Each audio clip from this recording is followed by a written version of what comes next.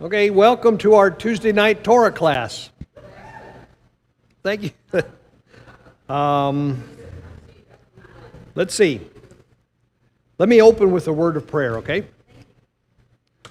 Father God, thank you for the day. Thank you for this group of people that have come out to study your Torah, and I'd ask that you'd be with our discussion this evening. We appreciate your Torah, and I know that people that search for you by searching your word are blessed, and I'd ask that you bless us tonight. Help us to learn a little bit more about you, learn a little bit more about how you feel about us, how much you love us, and how you'd like us to behave.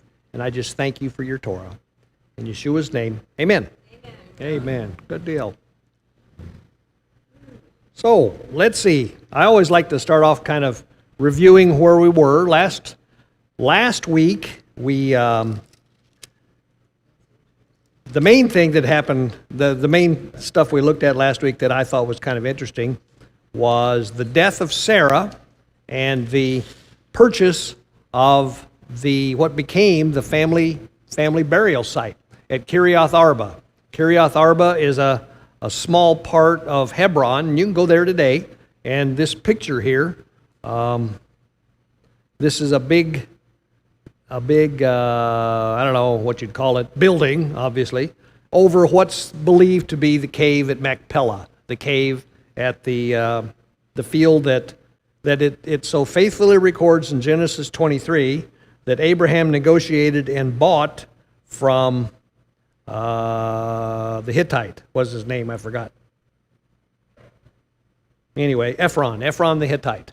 So, and that's been noted here in Genesis 23, and it's been recognized that that's it for, I don't know, thousands of years, probably. Are we in Genesis 23? Genesis 23, this is review. Right. We're going to go to Genesis 24 here in a minute, and we need to get a microphone out here somewhere, so whenever, you got it, sorry. Whenever somebody wants to say something, raise your hand and we'll do that. Is this working? Yes, it is. I heard you. Anyway, I just wanted to talk a little bit about it, because one of the things that I always end up doing is whenever we're through with one of these discussions, I go home and I think about this stuff, and sometimes I come up with some different insights, and I want to know if anybody got any additional thoughts about the death of Sarah. Do you remember how old she was when she died? 137, I think it says. 127. The reason I got that wrong is because that's how old Isaac was when his mother died, right? Because Isaac was born when Sarah was 90. Isaac was born when Sarah was 90, so she died at 127. That makes Isaac 37. Comment? Beg your pardon? Comment? Yes. That's the only place in the Bible where the age of a woman is given, according to my notes I had. Okay, well, I wouldn't doubt that. The Bible's funny about that, because sometimes it gives you all kinds of detail about when so-and-so died and stuff like that, but often not. And, of course, women in the Bible are only mentioned whenever they are an integral part of the story. So, okay, if there's nothing else, we can go ahead and move on to chapter 24. Chapter 24 is one of the most interesting chapters, if you ask me, in the book of Genesis. It's long, so I don't care if we spend most of the night on chapter 24. I really want it. There's a lot of very interesting things in here, and I think it's all worth talking about. So if it's okay, I'm going to read a little bit and then stop and we'll talk. So Genesis 24. I'm going to put my glasses on so I can do this properly. It says, Abraham was now old and well advanced in years, and Yahweh had blessed him in every way. He said to his chief servant in his household, the one in charge of all that he had, "Put your hand under my thigh. I want you to swear by Yahweh, the God of heaven and the God of earth, that you will not get a wife for my son from the daughters of the Canaanites among whom I am living, but will go to my country and my own relatives and get a wife for my son Isaac." So let's talk about that for just a couple of minutes. Old and well advanced in years. We'll look at that. Let's see. Well, we'll look at that a little bit later in terms of how old he was. He said to his chief servant, does anybody remember who his chief servant might be? Eleazar was his name, Eleazar. And we first met Eleazar, I believe, in Genesis chapter 15. Genesis chapter 15 is about the second time that Abraham hears from God, and God reiterates his promise to Abraham, saying that you will be the father of many nations, and you're going to have so many descendants that they're more numerous than the stars in the sky. And Abraham says, well, I don't exactly see how that's going to occur, because up till this point, my wife has been childless, and if I were to die today, I'm paraphrasing obviously, if I were to die today, my chief servant would be the one that inherits. That was common back then. If a family, a man died without an heir, then the chief servant would inherit. And God corrects him and says, no, it won't be your chief servant that inherits. It'll be a child of your own. I think it comes from your own loins, is the way I think it says. But there's some apocryphal stories about Eleazar. My favorite one is he's called Eleazar of Damascus in other places. Eleazar of Damascus was a slave, and this particular story, which, as I want to point out, is not in the Bible, has him running away from his slave master and happening on Abraham as Abraham had left Haran and was on his way to where God told him to go. And in order to avoid being returned to his master, Abraham paid the people that were hunting him and just bought him. So Eleazar became Abraham's slave because Abraham paid for him. But it obviously meant something to Eleazar, because as we'll find out from this story, Eleazar was an integral part of the family and was a very cool guy. Michael, just a second. That was in the movie. Oh, there's a movie. I'll digress for a minute. There's a set of movies that you can look up on the internet, and there are several of these, but the ones that are done by, if you can believe it, Lube Productions, Lube Productions. There's several of them. There's one about Abraham. There's one about Isaac, there's one about Jacob. There's one about Joseph. That's my favorite one. And I really like the movies because they're very faithful to the text.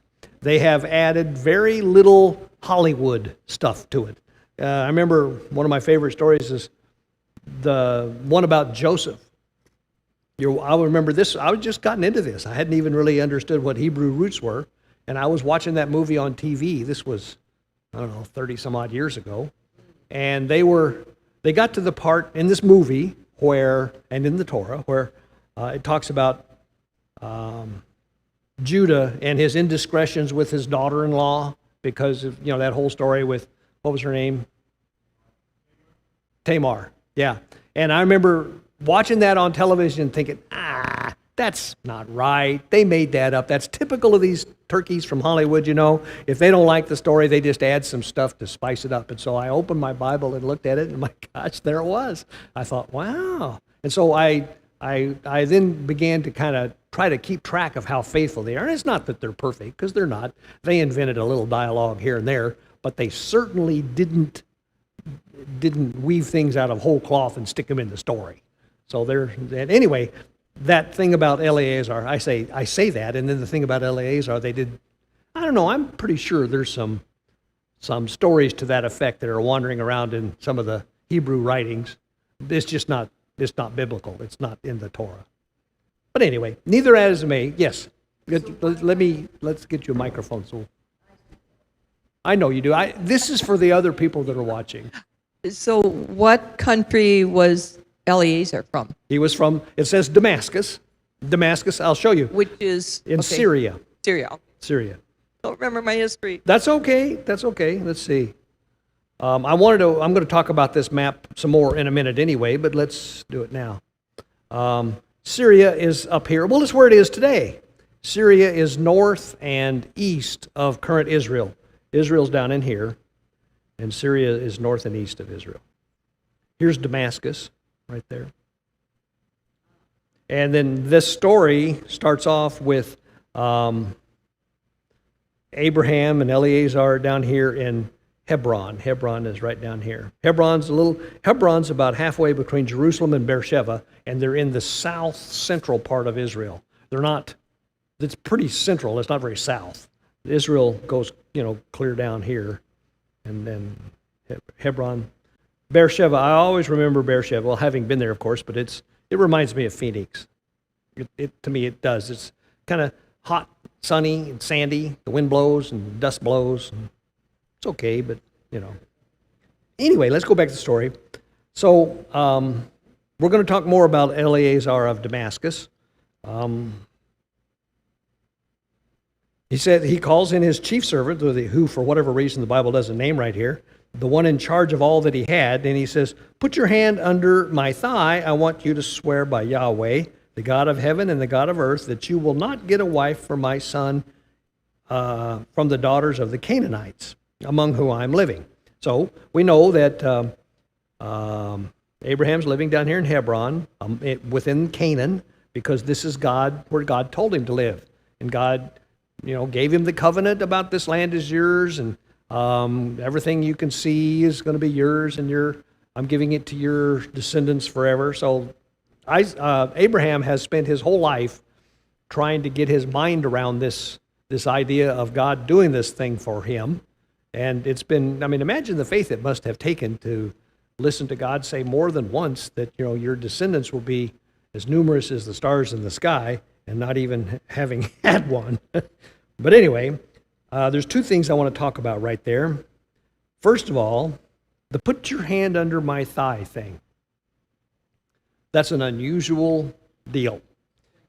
Okay, this is not the only place it shows up. It also shows up when Jacob is dying, and he asks Joseph to come in, and he asks Joseph to put his hand under his thigh. So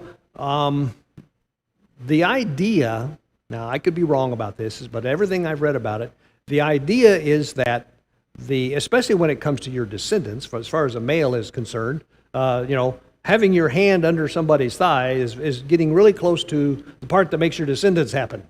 Okay, and so it's kind of a personal and a promise kind of a thing. It's to say that this is a serious deal. This is something that I'm allowing, if you will, so that you and I can make this a commitment and agreement, and you'll consider it a binding oath. It's a way it's like, putting your hand on a Bible in the courtroom, if you will, to some degree, or I promise, pinky promise, I don't know. But that's what it is. Anyway, if anybody has any more information about what putting your hand under your thigh means, I'd take that. I've heard some things that get a little more graphic than that, but I don't think it was. But go ahead. Do you have a... Yeah, that's fine.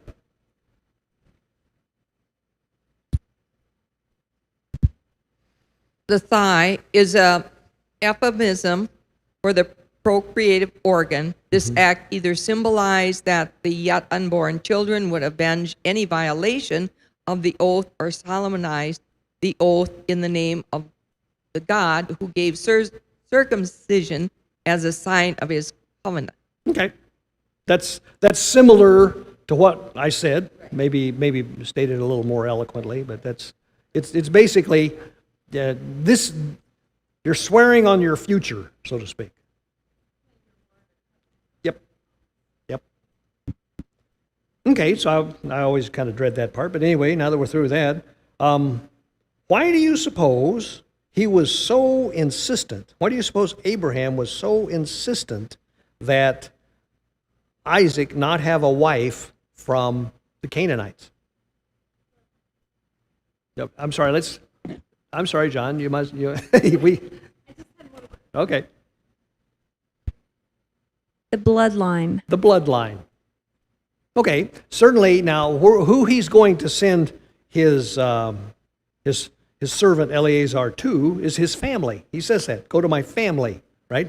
And so it's going to be it'll be they didn't have a problem with first or second cousins back then, and so that's basically who he wants. But I think there's another part of it too, John. Well, if he had him with the people in the inhabitants, they're the ones that they're displacing. Yes, that's a good point. That's kind of awkward. Yeah. Get married to a woman whose tribe I'm going to wipe out, so to speak. Yeah. Well, I think to me the more obvious one is we don't know a lot about it, and I'm kind of pleased that we don't. The Canaanite culture must have been a pretty corrupt thing, because God saw that they were going to need to be wiped off the face of the earth. He saw that their culture was so debased, if you will. They were big into the worship of Molech, which was the one where you did the child sacrifice, and to some of these other things that they were reprehensible. And you don't grow up in a society like that, certainly as a female, without having emotional scars, let me say, having some side effects. John? Well, having some of those values rub off onto you, that's part of who you are from that point on. Yep. So I think it was... Go ahead. And I believe I heard too that the women they had the women bearing children, just so there were more children to sacrifice. Yeah, I'm sure that's true. Being used as breeders. I shouldn't say I'm sure that's true. I wouldn't be surprised that that's true. Yeah. So anyway, it's clear that Abraham had a very dim view of the Canaanite women, and it's fun to sit there. I say fun. It's interesting to sit there and think about this. We're going to see essentially these same words come out of Isaac's wife's mouth here in a few chapters.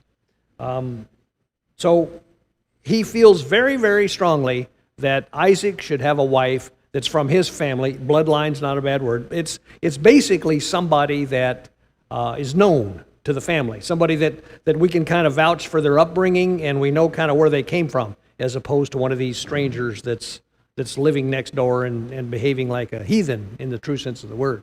So, John?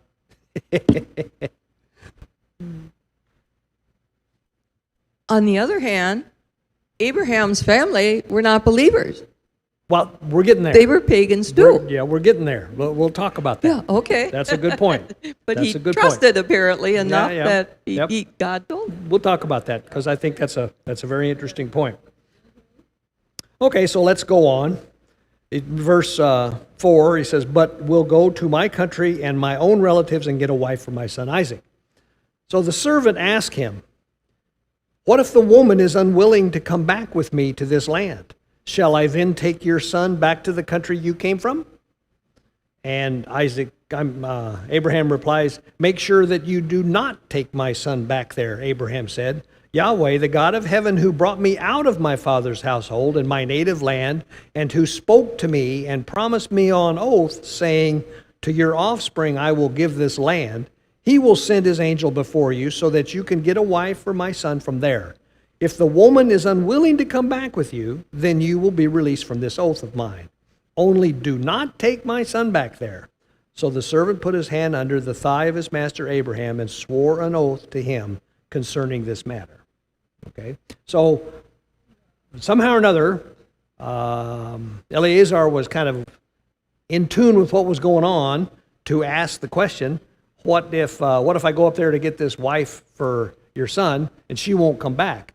Or she wants Isaac to go up there. Is that okay? And Abraham is very adamant about it. It is not okay. Under no circumstances is Isaac to go up there. You're supposed to bring the wife back here. If she won't come, you're okay. Yeah.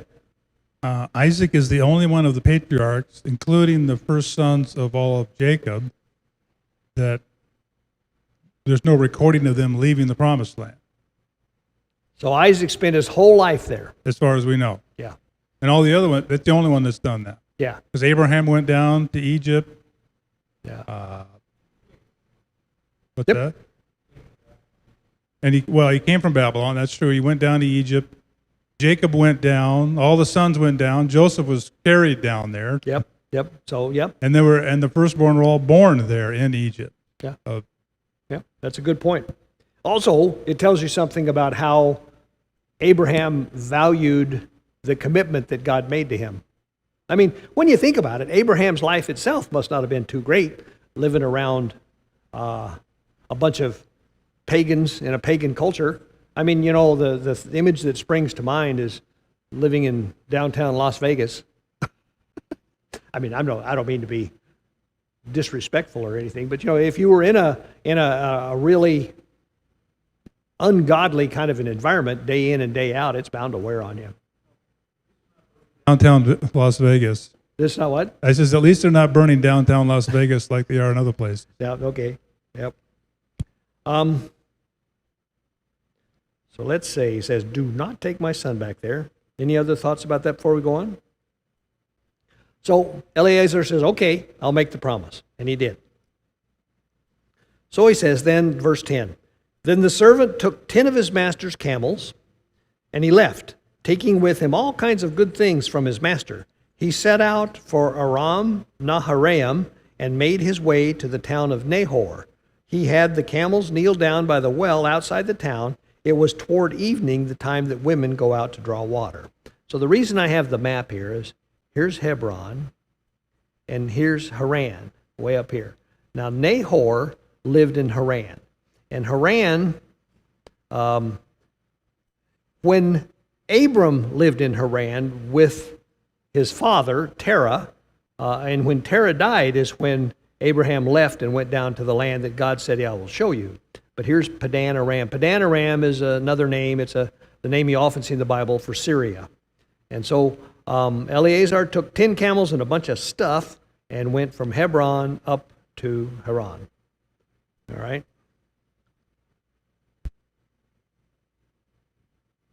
So 10 camels is one thing. Yeah. Marvin. Yeah, Jerry. You know, maybe you're getting ready to answer this question, but he's got 10 camels and all these gifts. Mhm. Did Abraham send him off by himself with all that, or was? No, he has men with him. As a matter of fact, we'll read about them. So he had men with him. Oh, okay. But the point, the better point is 10 camels and all this stuff for what? What was the purpose of all this? It was a dowry. It's a dowry. That's the way you did it typically. Here you go, John. Yeah, you were supposed to. Typically, this was done as an agreement between the son's father and the bride's father. Okay, and they would get together and do some sort of negotiation, and they would agree upon a bride price, a dowry, and the dowry was paid by the son's father, the son's family, to the daughter's family, the bride's family, and that was the way the marriage was sealed, if you will. And that meant, at that time, that the wife was betrothed. It meant that the daughter was scheduled, whatever you want to say, picked, designated to be married to this son. Okay? Now, Also, she received some of the gifts because it talks about. sure, she would receive some of the dowry as well. That's true. Jerry, Yes. I could be wrong, but I think when that deal was made, she was his wife. It wasn't consummated at that point in time, but she was legally bound She was to him. considered his wife. Right, Yes. right. She was considered his wife. Yeah. Because if you were to violate a woman that was betrothed, it was considered adultery. Right. So yeah, you're right. Let's see. What else I want to talk about there?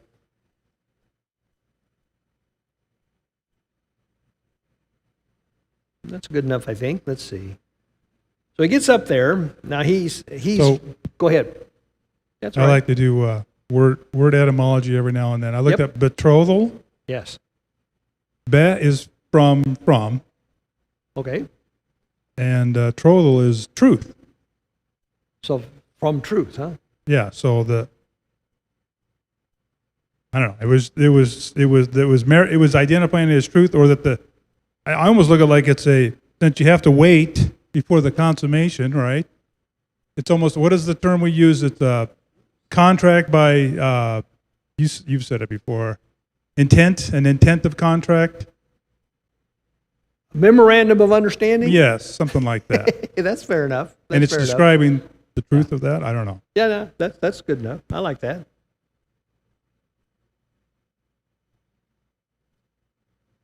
Okay, so let's see. We got him up there now, and like I say, if nothing else, well, let me just stop for a second and talk about an interesting aspect of Eleazar. We'll talk more about Eleazar, but Eleazar at one time must have known that he was a potential heir to Abraham's estate, right? Now, the thing that first knocked him off of that was when Sarah concocted the plan with Abraham's support of going into Hagar and having Ishmael. At that point, Ishmael had replaced Eleazar. Now, Eleazar, if I were in his shoes, I would be a little bit disappointed, perhaps. But to Eleazar's credit, there's no indication that that was a problem. And Eleazar clearly loved his master. He clearly loved Abraham because he stuck with him, right? So now he's out trying to find a wife for who the real heir is, who is Isaac. So it's clearly not Eleazar, and Eleazar has been given a task by Abraham that's particularly difficult. So Eleazar is out, sealing the deal to make sure that he's not going to get anything from the inheritance, if you will. Couldn't you say he's the trustee? Yeah, you could say he's the trustee. That's a very good point. And speaking of Eleazar, it also says in verse 2 that he was the eldest servant. Mm-hmm. So he was, He was- one of the servants. Yes, he was one of the being servants. the Yeah. eldest Yep. servant. Yep. We've had several different things that have shown that Abraham had quite an entourage. I mean, there's a big bunch of people involved in all of this. But Eleazar he calls him his chief servant as well. So that's fine. That's great. Anyway, so he gets up there and he comes to this town of Nahor, and about evening time, and it's when the women go out to draw water from the public well. And so verse 12 is an interesting thing. He says, verse 12 through 13, 12 and 13, 14, 12 and 13, anyway. Then he prayed, O Yahweh, the God of my master Abraham, give me success today, and show kindness to my master Abraham. See, I am standing beside this spring, and the daughters of the townspeople are coming out to draw water. May it be that when I say to a girl, please let down your jar that I may have a drink, and she says, drink, and I'll water your camels too, let her be the one that you have chosen for your servant Isaac. By this I will know that you have shown kindness to my master. That's a pretty eloquent prayer, and it comes from not Abraham, but Abraham's servant. But it shows that Abraham's servant has a relationship with God, right? Yes. So I think this might be a good example of the difference between trying God and testing God. Mm-hmm. With trying being meant to be a good thing, Mm-hmm. because the reason it's a good thing is he is sort of inviting God into making things happen. So when it actually goes to make the choice, it's obvious. He could have just gone and said, Abraham's not here. She looks pretty good looking. Let's just take her. Yeah. Right? I mean, Yeah. it could have been, he wants to do this right. Yes. So he's trying God in that he would interject and make the choice easier for him. Yeah. Well, another way to put that is he was interested in doing what God wanted. It wasn't a case of, like you say, I'll take this one. She looks pretty good, and we're out of here. Right. I mean, it was he wanted to get the one that God wanted. Yeah. I believe that is what Old Testament about fleece. I believe that's what he was doing. He put out a fleece. Laying out a fleece. So Yeah. there's other examples where they put out the fleece. Yep. So where does that leave us today as far as putting out fleeces? I've heard negative and I've heard positive. I'd like some truth on this. Mm-hmm. Well, I think John makes a good point when he says, is this Was this trying God or testing God? If you're, a couple things. I can tell you about a case in my own life where I believe that he did that for me, for my wife and I. We happened to be visiting friends in New Zealand. And New Zealand's a very pleasant place. We were pretty excited about that, and we thought, man, it would be fun to live in New Zealand. And so we prayed that, God, if it was your will that we might live in New Zealand, you could provide me with a job that would allow that to happen without me even looking for one. Now that might have been testing him a little, but it was trying him. And it happened. Well, I got a job without even asking for one, and we moved to New Zealand. And I'm sure to this day that it was him that did that. So there's that. It does happen, and it can happen. It's not a real frequent thing, but it can happen. On the other hand, there's another side of this coin. Let's look at the story of Balaam. When all the entourage from Balak went to Balaam and said, we'd like you to come curse the Israelites. And Balaam says, okay, I'll go to God and ask him. What did God tell him? He says, no, don't do that. I don't want you to do that. They're my people. I've blessed them. I won't allow you to, don't do that. He didn't say, I won't allow you. Don't do that. So, Balaam sent the guys back, and they told Balak how he wouldn't do it. And Balak gets bigger guys and richer guys and sends them and says, I think you should ask him again. Tell him I'll give you up to half my kingdom. And so Balaam goes back to God, and he says, should I go with these guys and do what they've asked? And God basically says, well, okay, you can go, but you can't say anything that I don't tell you to say. So the point I would draw from that is that God told him what he wanted the first time. But Balaam said, well, maybe I ought to check this again, make sure I wasn't right about that. And so and God said, well, okay, you can go, but I'm not making a big deal of this. All I'm trying to say is that God deals with the circumstances and the decisions that he knows we want to make. The hardest part is getting your own will out of it so that he can tell you what he wants you to do without you insinuating the fact that you really wanted to do that too. How do you know the difference between what he wants you to do and what you want to do? Anyway, no, but it was a similar kind of a circumstance I would maintain. You're right. It's not a fleece. Mike.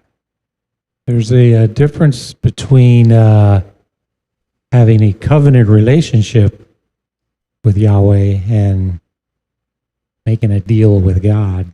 Yes. I've heard people say, I made a deal with God, and now I think you probably should check who that God was, because it's not the God of Abraham, Isaac, and Jacob that you're making it, because he doesn't make deals. Yeah.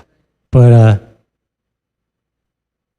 like in Eleazar's case, it's pretty obvious he was in a covenant relationship with Yahweh himself, probably because of his master. Absolutely. And probably everyone in Abraham's household, had because of Abraham, had the covering. Yep. And, there was this movie one time, John's familiar with this, called The End. It was a Burt Reynolds movie. Yeah. I don't remember why he was out in the middle of, was it the ocean or something, far from land, and he's praying, please, please God, save me. If you save me, I promise I'll give my life to you, and I'll do everything for you. But as he got closer and closer to the shore, his commitment became less and less. Yeah. Yes. So it's also interesting the nature of the test. The test he's asking for is she like my servant who is, or my servant who is a good servant and a good host, who like Abraham, the nature of Abram, or Abraham, whatever it is, right? That's a very good point. What kind of person would be the kind of person who would say, oh, sure, I'll get you some water here, and I'll water your camels too, right? What kind of person would say that? So that's even better than like the fleece. Fleece is just sort of a kind of a magical thing that's like, okay. This is a character test. Yes. Yes. Yeah. I agree with that. Gallons of water, Well, they talk about that. I've heard it said these are 10 camels, and a camel can drink up to, I don't know, 30 or 40 gallons of water. So this was no small task.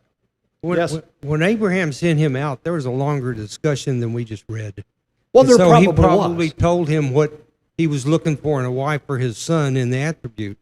He could have. I would maintain that even if he didn't, Eleazar probably could have figured it out. Right. But But he had a lot more instructions than just go Yeah. and come back with a wife. Yep. Oh, yeah. Oh, yeah. As a matter of fact, we're going to get to that in just a second, some of the other instructions. Let's see what else I want to say there. So Eleazar, it's real interesting that he went to God with this, right? He didn't show any uncomfortableness, although he clearly says in verse 12, "O Yahweh, God of my master Abraham." He doesn't call him my God. He calls him God of my master Abraham, which is interesting to me because it shows that he's very well aware of his position, Anyway, verse 15. Let's go on to verse 15. He says, Before he had finished praying, Rebekah came out with her jar on her shoulder. She was the daughter of Bethuel, the son of Milcah, who was the wife of Abraham's brother Nahor. The girl was very beautiful, a virgin. No man had ever lain with her. She went down to the spring, filled her jar, and came up again. The servant hurried to meet her and said, "Please give me a little water from your jar." "Drink, my lord," she said, and quickly lowered the jar to her hands and gave him a drink. After she had given him a drink, she said, "I'll draw water for your camels too, until they have finished drinking." So she quickly emptied her jar into the trough and ran back to the well to draw more water, and drew enough water for all his camels. Without saying a word, the man watched her closely to learn whether or not Yahweh had made his journey successful.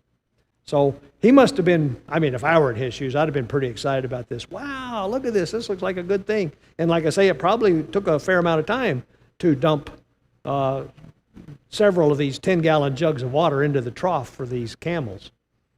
So, and as you point out, this is exactly the kind of stuff that are the kind of character you would like to have. Yeah. Let's go into verse 22. When the camels had finished drinking, the man took out a gold nose ring weighing a bekah and 2 gold bracelets weighing 10 shekels. And then he asked, "Whose daughter are you? Please tell me, is there room in your father's house for us to spend the night?" And she answered him, "I am the daughter of Bethuel, the son that Milcah bore to Nahor." And she added, "We have plenty of straw and fodder, as well as room for you to spend the night." So, this was, you could see Eleazar. He'd be going, jackpot, nailed it. This is it, because he knew who Nahor was, and he knew, that was the right family. So not only had he gotten to the right spot and found a good-looking wife, potential wife for Isaac, he also had it verified that she was from the right family and everything. Marvin. I think it's interesting. She doesn't know him from anybody else. That's right. And she's the daughter. She's still a kid for the most part. And she's opening up her father's house to a stranger. That's a good point. That is unusual. You're right. Yeah. Although I'm sure this was no small, let's see how can I put it, this was no common occurrence at this well. This guy, not only was it a stranger who probably didn't come along that often, but it was a bunch of them with 10 camels and all kinds of stuff. So this was a big deal, and I'm sure everybody around was noticing all that was going on. Not that what you say is not true. That's true, but anyway, verse 26 goes on and says, "Then the man bowed down and worshipped Yahweh, saying, 'Praise be to Yahweh, the God of my master Abraham, who has not abandoned his kindness and faithfulness to my master. As for me, Yahweh has led me on the journey to the house of my master's relatives.'" So Eleazar is relieved, and he's ecstatic that things have progressed in such a pleasant way, such a profitable way.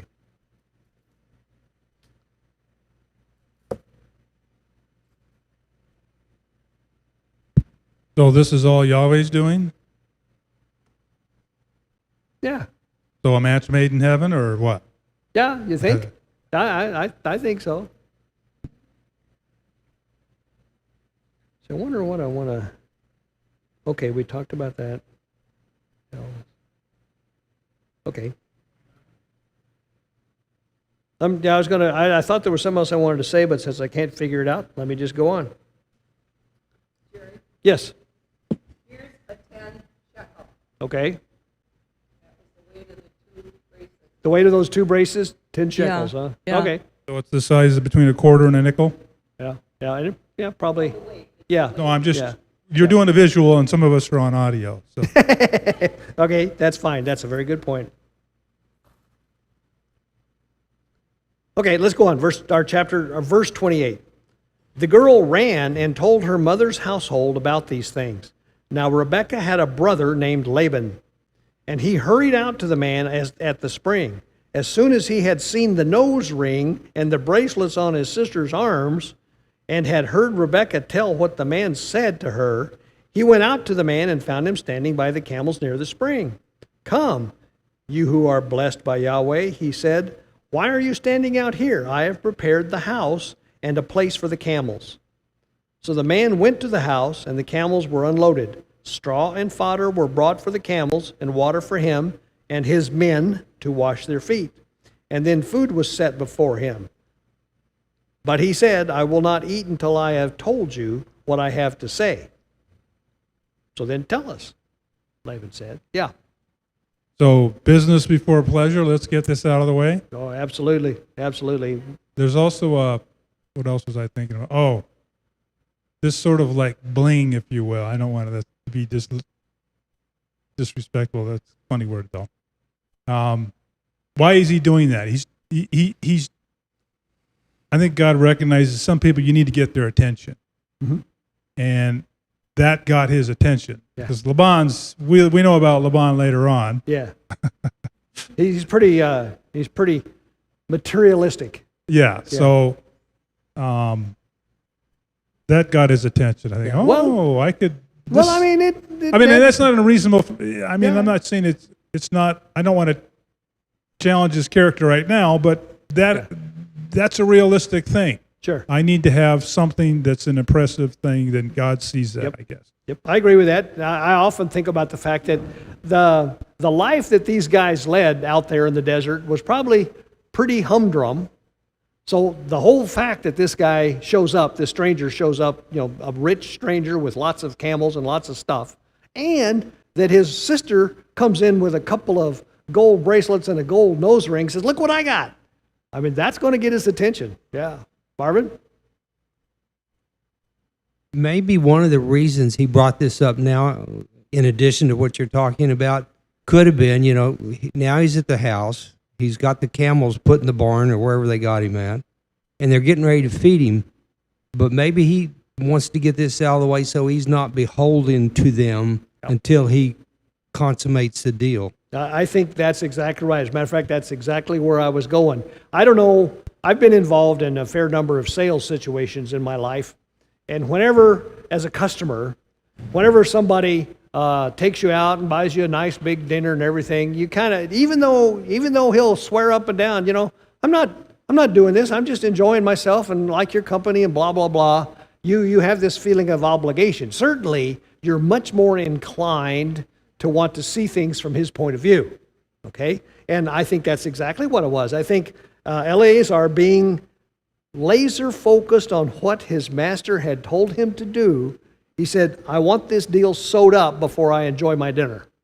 And that's essentially what he said. He said, verse 33, then food was set before him, but he said, I will not eat until I have told you what I have to say.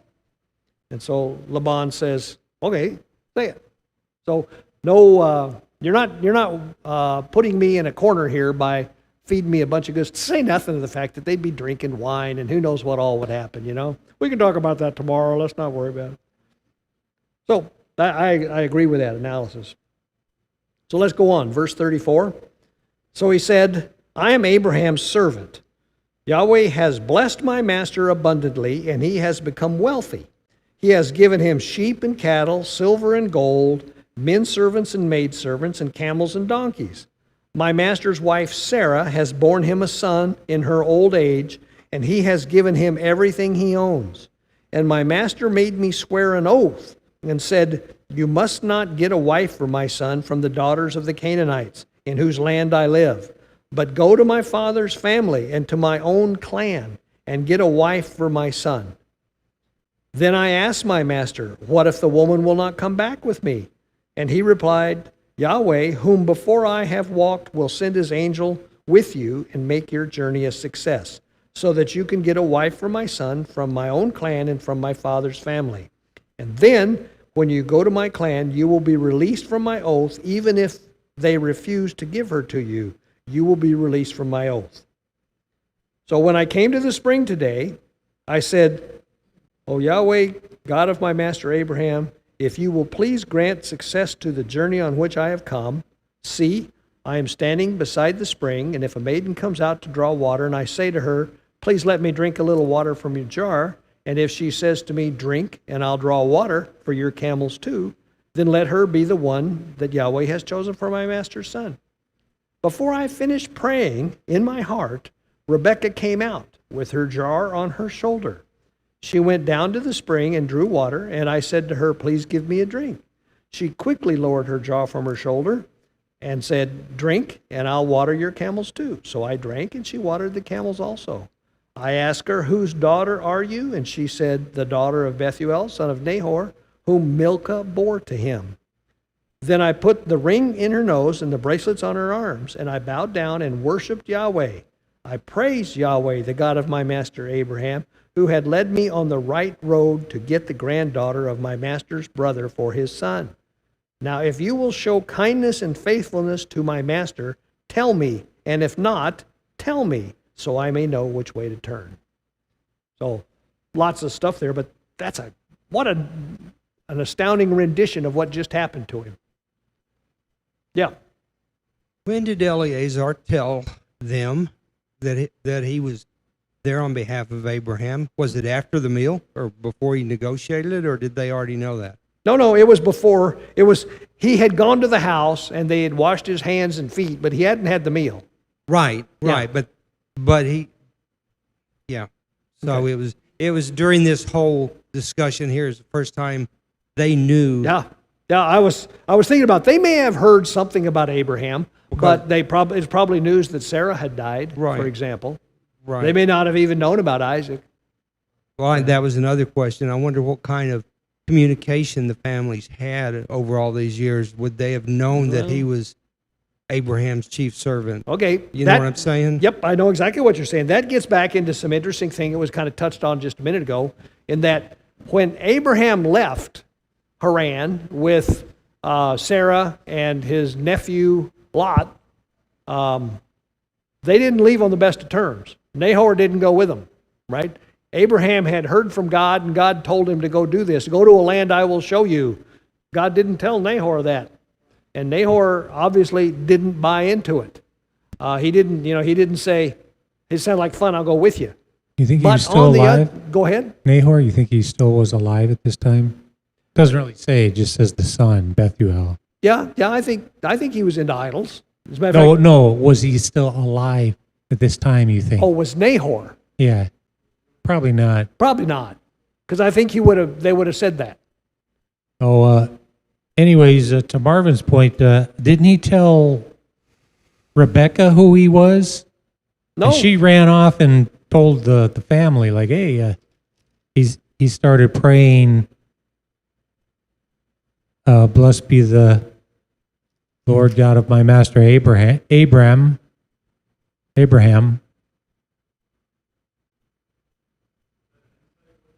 Huh?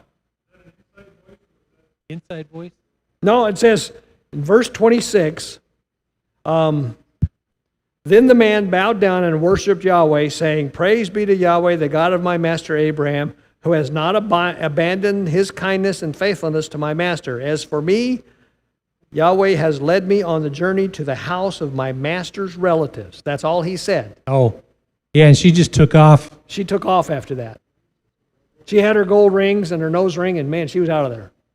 Well, maybe No. she recognized the name Abraham, although they would have known him as Abram. Yeah, yeah. Abraham or I whatever. don't think she'd the full breadth of what was going on here. Maybe dawned on not, her. yeah. She was just excited. Yeah. That's my opinion anyway. So, like we said, did you have something, John? Well, is there any new details given here when Eleazar tells Laban what happened versus what he was instructed by Abraham to do? Well, there's a couple of things. One thing, Because I thought the general, I mean, there's just, I thought he would just go to the land. You don't have to go to my uncle or I didn't get that. no. He said, I want you to bring back a daughter or a wife from my family, is what he said. Abraham, you mean the original? Yeah. Yeah, let's go back and look. It said, I might be wrong. I didn't know if it was a general, just the land of the, like, there's a it says in niece. verse 9, it says, let me start in verse 3. I want you to swear by Yahweh, the God of heaven, the God of earth, that you will not get a wife for my son from the daughters of the Canaanites, among whom I am living, but will go to my country and my own relatives and get a wife for my son Isaac. Okay, well, I guess relatives could be third cousin, twice removed. Maybe I'm exaggerating. Yeah, but I mean, here, we know who Abram's relatives are. It's his dead brother Nahor. His dead brother Haran and Nahor. I guess you have a good point because they're not really. When he left there, there were sojourners and effectively right there because Yeah. Chaldees is where all his Yeah, the second cousins Yeah. twice removed were located. Yep. Okay. Yep. This is all of Terah's family that remains. But he doesn't know, I'm guessing he doesn't know about Rebecca because Abram? Abram. He just says, I'm pretty sure he does not. yeah, he's just, Number whoever's- one, they didn't leave on best of terms, and number two, they didn't have Facebook and the internet. no, really? Yeah. No TikTok? So they didn't do a lot of communicating. I mean, they weren't inclined to want to do so anyway. Yeah. Depending on the Bible we're using, because you said that yours said family, which it did earlier, verse 3, relatives, but here in verse 27, mine says that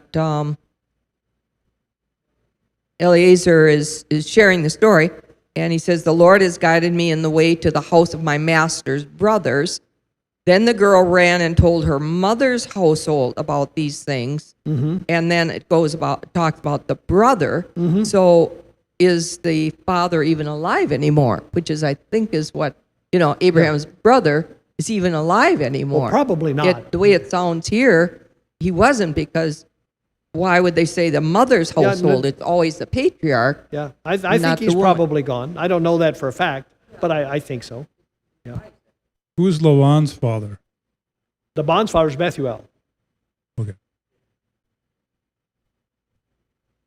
Back in chapter 22, verse 20, it says, and it came to pass after these things that it was reported to Abraham, saying, behold, Milcah herself too has borne sons to Nahor thy brother. And then it names all these people, and Rebekah's in that list. So more than likely he knew who, that his brother had all these kids and whatnot. No, where are you reading exactly? Chapter 22, verse 20.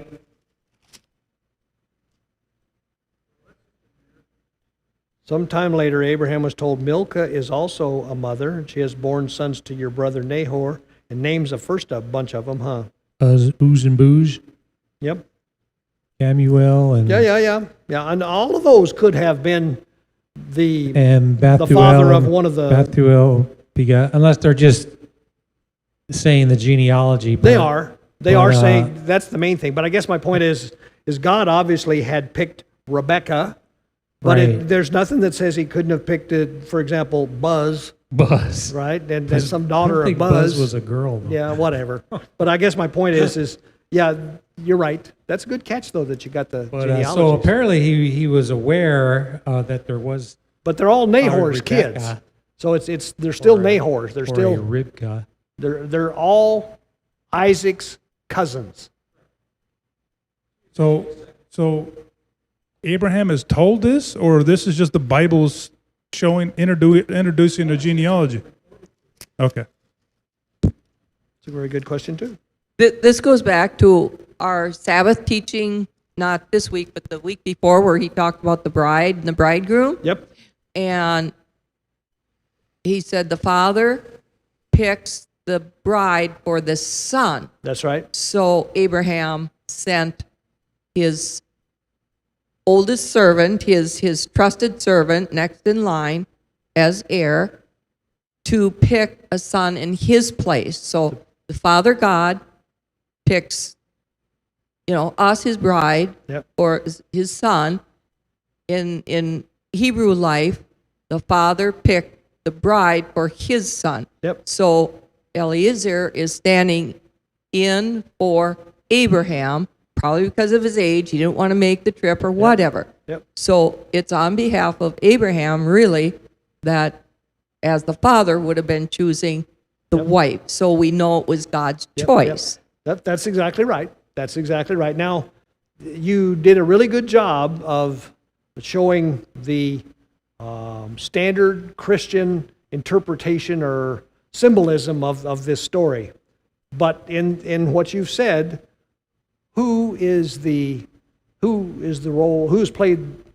what role does Eleazar play? Messiah. No, Messiah is Isaac, right? Because that's for whom the bride is being picked. Isaac is for whom the bride is being picked, the son of the father, who is Abraham, and the bride is us. So what role does Eleazar play? Yeah, the Holy Spirit. Like I say, that's the standard Christian explanation for the story, but it fits great. I have no complaints, Well, that's what he was teaching. Yeah. Do we call our main teacher pastor? Hold on. What do we?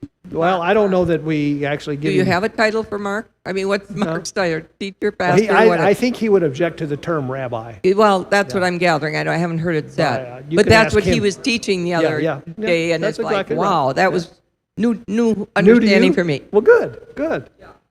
Isn't it neat how there's always some new thing? Yeah, I like that. Yeah, So to kind of go along with what's the name of the Holy Spirit? I don't know. yeah.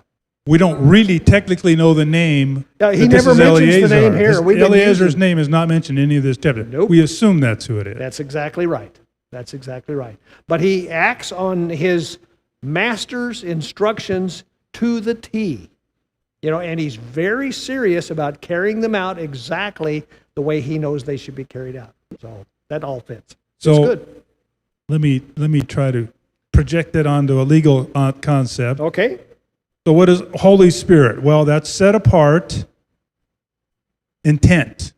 Set apart intent. Holy for sure is set apart. For So if sure. I'm the trustee, I'm not doing it for my benefit. I'm doing it for the benefit of for a set apart benefactor. Yep.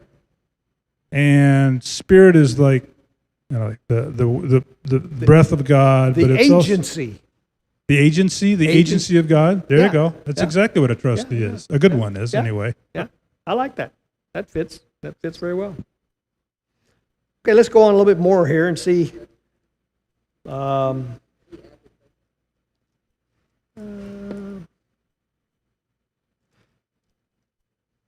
So he told the whole story. You were asking what are some of the details? Well, one of the things, this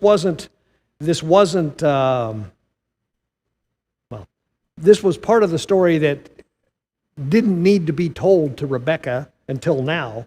But this whole thing from verse 34 down through verse 41, where he talks about, he said, I'm Abraham's servant. Yahweh has blessed my master abundantly, has become wealthy.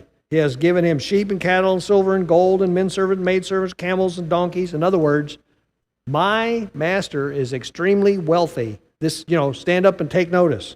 My master's wife, Sarah, has borne him a son in her old age, and he has given him everything he owns. And so this son, on whom I'm looking for a wife, is going to inherit everything. And my master made me swear an oath and said, give me a wife from my family. Verse 39, then I asked my master, what if a woman will not come back with me? So that's putting up front. He's trying to answer any objection that might come up in this process, right? He says, let's deal with a situation where the woman won't come back. And he replied, which is wise. yeah, which is wise, exactly. So Yahweh, before whom I have walked, and will send his angel. This is Abraham replying to Eleazar. Will send his angel with you and make your journey a success, so you can get a wife for my son from my own clan and from my father's family. In other words, a descendant of Terah, right? Then when you go to my clan, you will be released from my oath. Even if they refuse to give her to you, you will be released from my oath. So then he goes and tells about when I came to the spring, and all this kind of stuff. One of the things that I thought was just really fascinating is verse 45. Because it talks in the previous part of this chapter about how his prayer went. But verse 45 says, before I finished praying in my heart, Rebekah came out with her jar on her shoulder. She went down to the spring and drew water, and I said to her, please give me a drink. In other words, it told you how Eleazar prayed. I mean, he didn't get off and, light a bunch of votive candles or build a little altar or take out his, whatever. He prayed in his heart. And he says, before I finished praying in my heart, Rebekah showed up. So I think that's cool. That's it. To me, it's a simple validation of the fact that, God hears our thoughts. He hears our prayers, even if we're not doing it in some prescribed fashion, in some preordained place. If we're communicating with him, he hears us. So I think that's cool. Anyway. And then he talks about what she did, and it talks about how he was so pleased when he found out that she was of the family of Nahor. And then he says, so, am I successful or not?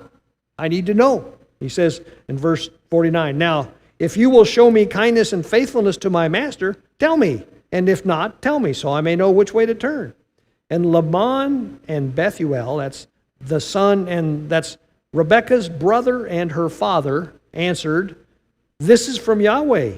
We can say nothing to you one way or the other. Here is Rebekah. Take her and go, and let her become the wife of your master's son, as Yahweh has directed. This brings up a couple of questions, right? So, were these guys believers in the God of Abraham, Isaac, and Jacob or not? Well, you could, if you wanted to be cynical, you could say they liked the deal. We didn't know we were going to get anything like this for Rebekah. Mm-hmm. Yeah, God has spoken. You bet. Sure. Yeah. Let's work with that. Yeah. Yeah. Well, I think, to me, it's a kind of an interesting thing that I've run into several times, and I really believe there's something to it. They knew from Abraham's previous experience with them who Yahweh was, at least from Abraham's point of view, right? Because Abraham was willing to leave the family and go to this land that he didn't even know where it was because this God told him to do it. So it's not like they were totally unfamiliar with him. That's true.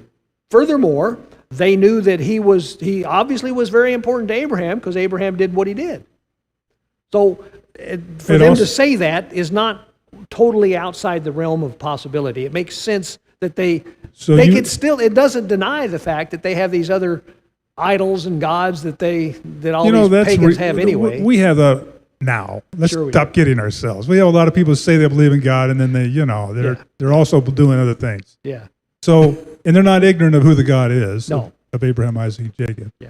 But what's interesting, out of their own mouths, the father, the current patriarch of Rebekah, is saying, well, clearly this is the work of God. Yes. You can be cynical about it if you want, but it's on record. That's what they said. You can't argue. You're not just arguing with me anymore. You're arguing with me.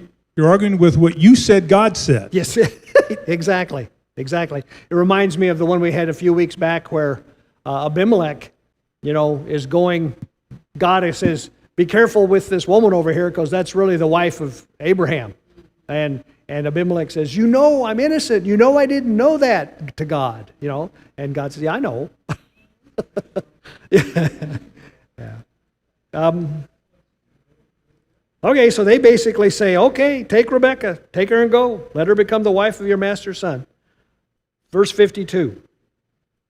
When Abraham's servant heard what they said, he bowed down to the ground before Yahweh. And then the servant brought out gold and silver jewelry and articles of clothing and gave them to Rebekah. He also gave costly gifts to her brother and to her mother. And then he and the men who were with him ate and drank and spent the night there. So now that the deal had been done, everything had been agreed to, they could relax and enjoy the filet mignon.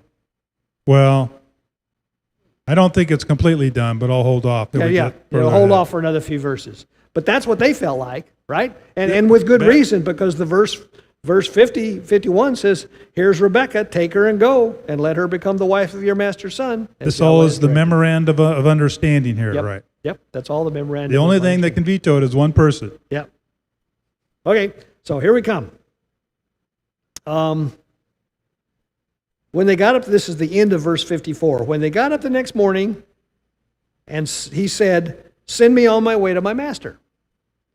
But her brother and her mother replied, let the girl remain with us 10 days or so, and then you may go. Now, okay, let me go on. But he said to them, do not detain me now that Yahweh has granted success to my journey. Send me on my way so I may go to my master. Let's stop right there. So what is this? But he said to them, do not detain me. And I'm sorry, her brother and mother said, let the girl remain with us 10 days or so, and then you may go. Maybe they're trying to get more money. Well, we could let her go if you would maybe give us a little bit more money. Yeah, it could be that. At least he didn't come up with some dumb rule like, well, we have to marry off the firstborn first before we can. Yeah, Laban learned that rule a little later. But yeah. Yeah, well, that and Jacob was in a much weaker position than Damascus. First of all, he's got the commitment from them who said, God said this is his work. So, plus, well, I'll just leave it at that.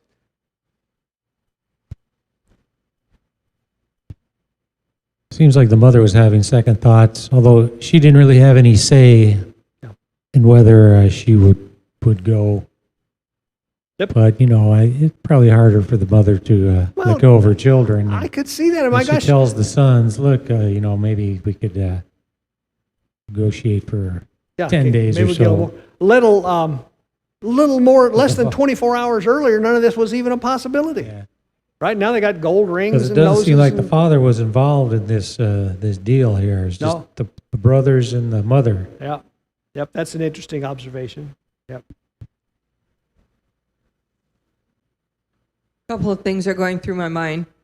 The number 10, they took 10, Eleazar took 10 camels, and then here it's like, let the girl stay another 10 days. Mm-hmm. And my new friend here informed me that 10 means test. Mm-hmm.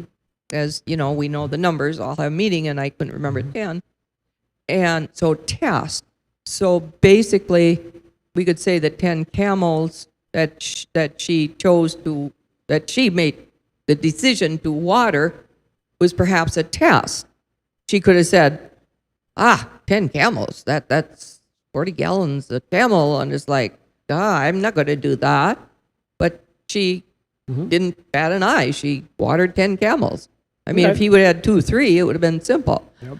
And then here, the 10 days, again, was the mother trying to put out a fleece or a test that's like, okay, maybe in 10 days, Rebecca will change her mind and not go because, well, I don't know back then. They wanted their daughters married, but yet a mother is a mother, and she knew she probably would never see her daughter again. I think that's probably the bigger thing. Right. And then the other thing that came to me, I don't know if this has any bearing, but it just came to me, so somebody wants to comment. When my mom was dying, there's a 10-day period from when the nursing home called me until she died. There's 10 days. And then my middle daughter's husband, in other words, my son-in-law, at the age of 49, died from cancer in 3 months from diagnosis, but the last 10 days were spent in the hospital, 10 days again. So that's just my comment, and with the 10 days as being a test.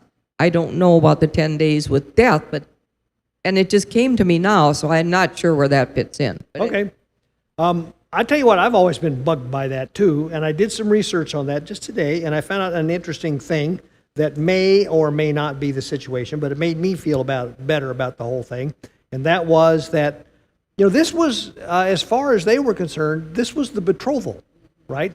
Typically, during a betrothal, the period lasts between up to a year, as many as 12 months. And during that 12 months, the bride's supposed to stay at home with her family and, get good looking and take, I don't know, honey baths or whatever it is, and the groom, the son, is supposed to build a house and get everybody all ready so that he can bring the bride home. And that typically occurs, the number they said was 10 months. The period for that was 10 months. The term days here is loose.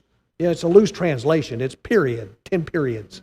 Okay? And so this guy's commentary basically said what they were basically asking for is, it's customary after the betrothal, after the agreement has been made and the contract has been written up, the memorandum of understanding, you don't actually execute the contract for 10 months. And that gives you time to, prepare things and all this kind of stuff. And it is not at all unusual to have a contract that has an execution date, And so it's not, I always thought, when I always read that, I thought, what's up with that? Where'd they come up with that? I'm sure there's something to be said for maybe we can get a better deal, but that one fit. Anyway. I don't think so. I think the deal was done. It was done. Okay. And they may have wanted the 10 months or the 10 periods, for her to get ready for this, but I don't think it was anything more than wanting time with her before she left. You kind of like the one I had better. I like the one that okay. The deal was done originally, and they're done. Now they're just wanting the time with her. Yep. Okay. Well, I was thinking about it. We started this chapter with Abraham wasn't old in his age, like he's nearing death or something like. Is that the impression that you got? Yep. So 10 months to Abraham isn't is a long time. Yeah. Well, and Eleazar, in fairness, I'm sure knew that. Right. Right. To Eleazar's credit, his goal: go find the right bride and bring her back. Yeah. Toot sweet. Yeah. Right. Don't be piddling around with this. Custom or what not. Yeah. Custom or not. Yeah. Yeah. So that was his position. So if we go on then, verse 56. I'm sorry. Well, verse 56 says, "Then he said to them, 'Do not detain me. Now that Yahweh has granted success to my journey, send me on my way, so I may go to my master.' And then they said," verse 57, "Let's call the girl and ask her about it." So they called Rebekah and they asked her, "Will you go with this man?" "I will go," she said. So they sent their sister Rebekah on her way, along with her nurse and Abraham's servant and his men. Okay, yeah. So that is to me, that's crucial. That's crucial. You can't, it's not a legally binding contract unless all parties are in agreement. Yep. And I think she could have said no. It would have upset a lot of people. I was going to say, if she had said no, all kinds of things would have happened. That's true. But they did ask her. Yep. So that implies she had to write. Well, and the fun thing is, look at it from her point of view.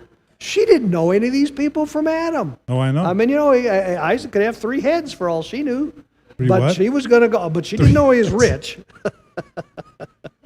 So, I don't know. The point is it was a very gutsy thing for her to do, I think. Well, under normal circumstances, the bride and the groom,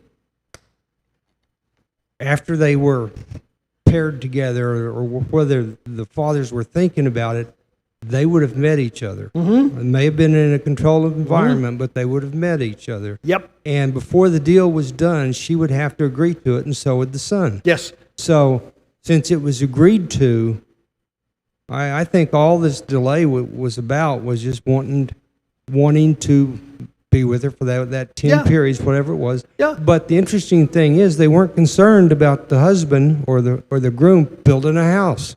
No. That was not on the radar. Well, no. On the other hand, Eleazar had made it very apparent to them that he had all the resources necessary to do all that kind of stuff. Yeah, yeah. I think really the key is that, like I say, 24 hours before, this wasn't even on anybody's radar, and now all of a sudden she's going to leave. So and forever, for all practical purposes. What do you think, John? Nothing. Okay. So anyway, I just think Eleazar is like, nothing good can happen from delaying. yes, that's right. I gain nothing if we delay. Yeah. Okay. I've got a great deal here. Let's go.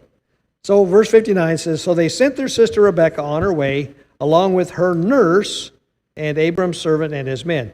This nurse is interesting. There's a whole thing about Rebekah's nurse that this is the first time we meet her, Rebekah's nurse, but we'll see her again later on in the story, and we'll kind of figure out what all this means. Maybe, maybe not. To me, the Bible has got so many neat things in it. I'm looking forward to finding out more about that nurse. But anyway, verse 60 says, they blessed Rebekah by saying, our sister, may you increase to thousands upon thousands, and may your offspring possess the gates of their enemies. And then Rebekah and her maids got ready and mounted their camels and went back with the man. So the servant took Rebekah and left. What a deal.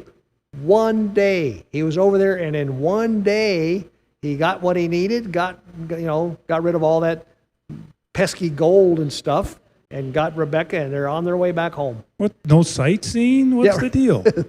Yeah. Yep. Verse 62 says, now Isaac had come from Beer Lahai Roi, for he was living in the Negev. Now this is going to be kind of fun. Isaac had come from Beer Lahai Roi, for he was living in the Negev. Where have you heard of Beer Lahai Roi before? What? Yeah, that's where Hagar lived. After Hagar was sent off with Ishmael, she lived in Beer Lahai Roi. So what do you suppose Isaac was doing down there? Yeah, he was hanging out with Ishmael. Yeah. And we're going to find out here in just a minute that, or very shortly, Ishmael and Isaac remained in pretty close contact. They didn't live that far apart. Now here's Hebron up here, and although we don't have Beer Lahai Roi on our map, it's more than likely around in here somewhere. It's not that far, So, Mike's got something. My Bible calls it the, what is it? The well of the vision, Beer Leroy, we call it? Beer Lahai Roi. That's where Hagar had her vision when Okay. when she ran away, I think. Okay, it wasn't when It wasn't when she was Fair point, she I was stand pregnant corrected. with Ishmael and she ran away. Okay. And then But I'm fairly confident that that's where Ishmael was living. Yeah. but that's what that means, huh? Well of the vision, because she had a vision. Yeah. I'd have to go back and double check, but I imagine you're right. So, also, you can ask a question or two of why do you suppose Isaac wasn't home with Dad in Hebron? That's a good question, too. What was that again? Why do you suppose Isaac wasn't home with Dad in Hebron? Because it says right there, it says, now Isaac had come from Beer Lahai Roi, for he was living in the Negev, as opposed to living in Hebron. Maybe he was a shepherd. I don't know. He was out. That was No, we'll look at that some more in just a minute. okay. Okay? He went out to the field one evening to meditate. And as he looked up, he saw camels approaching. So he's out there, late at night, or late, about now, I guess, in the evening. And he looks out and he sees this string of camels coming across the horizon out there. And it says, Rebekah looked up and saw Isaac. And she got down from her camel, and she asked the servant, "Who is that man that is in the field coming to meet us?" And "He is my master," the servant answered. And so she took her veil and covered herself. Okay, so this is like the man and the woman springing in the field and coming to embrace kind of a thing. Yeah. Since Abraham was so wealthy, Isaac was probably had part of the herd of some sort, and he was watching over them in the Negev. That could be. And because he came out and he was meditating supposedly, so he was, that's what he's probably doing. He's working for his father, working for himself, however That you could want to be. look at it. That could be. Because it looks like that Eleazar brought him on purpose, took Rebekah to him. To Isaac. Right, first before Abraham. Yeah. That's a good point. That's a good point. I'm putting a fair amount of supposition into this, but I'm doing it for a reason. I like the part where she took the veil and she covered herself. Yeah. Here comes the bride. Yeah. Yeah. Here comes the Amazing. bride. She says, Amazing. Yep. Awesome love story. Yeah. She says, "Oh my gosh, this is him." Yeah. This is the guy. Right? Yeah. Okay. This is the best part right here though. So Go ahead. can I interrupt you? Yeah. Before I get to the best part. So obviously, Eleazar knows where Isaac is. Isaac is, and maybe that's what you said. I'm wondering if Isaac knows, What Eleazar was doing? yeah, what his, That's a very good question. 'Cause That's it a doesn't- very if- good question. I don't know the answer to that. Let me read these last two verses because they're great. So verse 66 says, "Then the servant told Isaac all that he had done. Isaac brought her into the tent of his mother Sarah, and he married Rebekah, and she became his wife, and he loved her. And Isaac was comforted after the death of his mother." That's the best part. Isaac was comforted after the death of his mother. To me, that could be the answer for why he wasn't home. That could be the answer for why he was out meditating in the evening. It could be all kinds of things. It could be the answer for why Abraham sent Eleazar on this mission in the first place. But to me, it was like a whack in the head whenever you're reading this big, long chapter. My gosh, this thing's 66 verses long. And you get to the end of it, and it says, and Isaac was comforted after his mother's death. And his mother's death is not mentioned in this chapter at all. It was the previous chapter. Yeah. John's question is interesting because we don't know if he knew what was going on until Eleazar tells him right here. Yeah. Told him all that he had done, and he's like, oh, Oh, okay, oh. yep. I think that's just really fascinating. That's very As fascinating. you see him, yeah, like you say, he's out meditating. Maybe he's just feeling depressed, or Yeah. he's. Well, yeah. I think it was like 3 years or so because she died when he was 37 and they got married. He was 40, so it had been like 3 years. Very good catch. I hadn't caught that, but I'm sure you're right. He was 37 when she died, and it says he was 40 when they got married. Yep. what was I, well, it's interesting that he has Sarah's tent, I guess. I was going to say something else. Forgot what it was. Yeah, there's a lot of little interesting things here, but to me, the big shocker was why in the world Isaac needed to be comforted after his mother's death. How far was it? How long does it? He was only there for a day, we assuming, Eleazar. You mean up in Haran? A night, yeah. Yeah. And a day, and we're gone. That's got to be like at least a week-long trip. So it's 2 weeks since he was taken off, 2 weeks and a day to go on this mission. I think it almost had to be at least that long, maybe longer. Because you can see that's a good long ways from here all the way up to here. Well, it makes it a better argument that Isaac didn't know what was going on if it was like a day, because he's down here somewhere. It took time to get to there. Yeah. Well, one of the things I'm not going to start anything else, but one of the things, one verse into chapter 25, Abraham took another wife whose name was Keturah. Okay?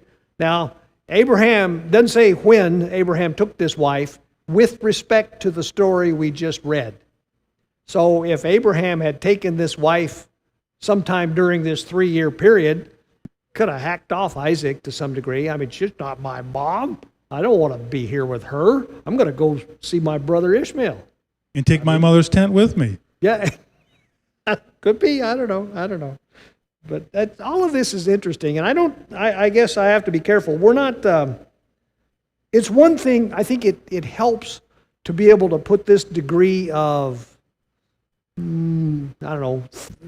things on it, as long as we're not going to take them and make doctrine out of it, right? This is just trying to get into the story. Just get into the story and see what's written there, you know? And like I say, to me, if you don't do this phrase, this last sentence, and thus Isaac was comforted after his mother's death, makes no sense. But it makes sense if you've played with this long enough to get this kind of detail out of it. It's almost interesting, the doctrines that people have, you could argue, where they break the chapters. So you're saying essentially that verse should have been the last verse. The first verse of 25 should have been the last verse in 24. Is that kind of what you're saying? Yeah, it could have been. Well, it's the same thing with chapter 1 of Genesis. Yep. You don't get until chapter 2 where it says, he talks about the seventh day and the gloriousness of that day. Well, why isn't that the crescendo in the first verse of the first chapter? Yeah, yep, I hear you. If his mother died 3 years prior to this, it looks to me like he's still in mourning.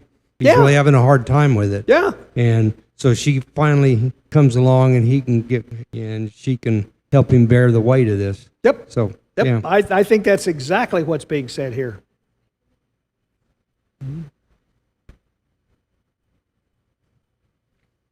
As we know, there's a lot of details left out, but I'm wondering, kind of thinking that, did Abraham move